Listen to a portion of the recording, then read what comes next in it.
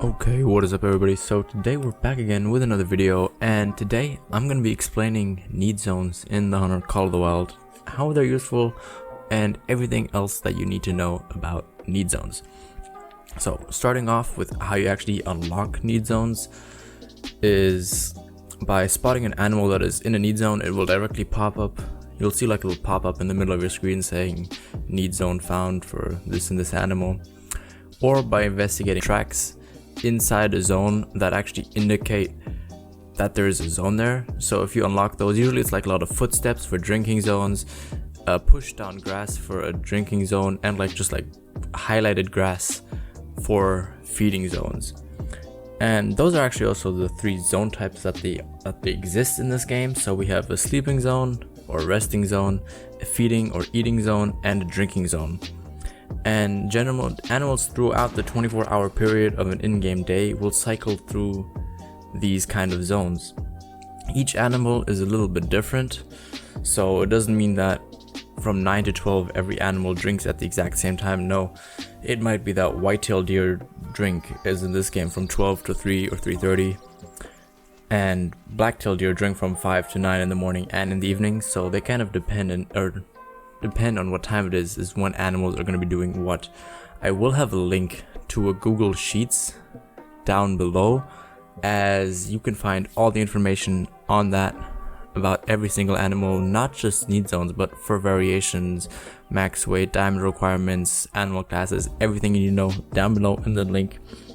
But something that you guys need to know about need zones is that animals will always be coming back to these need zones. So once you unlock that need zone, that herd or that animal will always come back to that zone until you kill it. And then when you kill an animal, as far as we know, that animal is going to come back to either that zone or a zone somewhere nearby. So that means, let's say you kill a lot of white-tailed deer or a white-tailed buck. Let's just say that. He's not maybe going to come back directly to that one specific zone spot, but he is going to come back to one of those zones that you have unlocked. So having more zones unlocked means that you could just find your animal, like all the animals that you kill, faster if they don't come back to the same zone. Secondly, it is very time specific, as I mentioned before. So when I first started playing the game, I was walking around these lakes not finding anything and being super mad and frustrated until I figured out that they're going to be around water in their drinking zones. So I started tailoring my kind of hunting schedule around those animal times and started hunting them when they're drinking, because that's the easiest way to find animals during their drink time, because you can go on a map and see bodies of water and know, okay, somewhere around there is going to be a drink zone for those animals. Of course, the map is split up into different specific locations where animals are more likely to show up, but in general terms, you can say, oh look, this lake and that lake are going to be drinking locations, whereas feed zones and rest zones are kind of more random and spread around.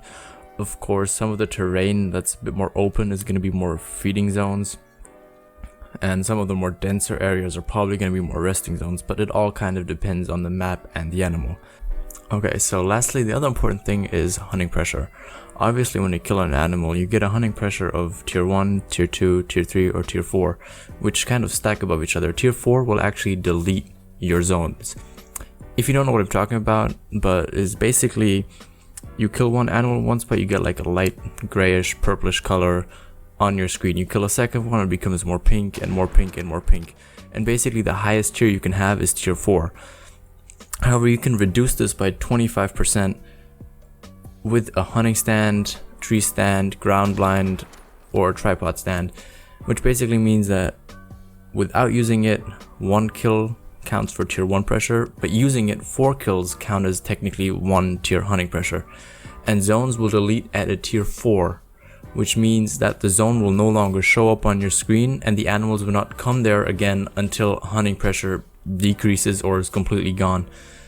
And the way that you can get that zone back is by going back to that spot and looking around in about a 500-meter area for those animals again, as those zones will not be at the exact same location. They sometimes might be only like 20-30 meters away, but sometimes they may actually be at a different lake that is like very close by, or like 100 meters down the lake, something like that, which is very important for you guys to know. But without further ado, that should be everything you guys need to know about need zones. If you do have any more questions, put them down below in the comments.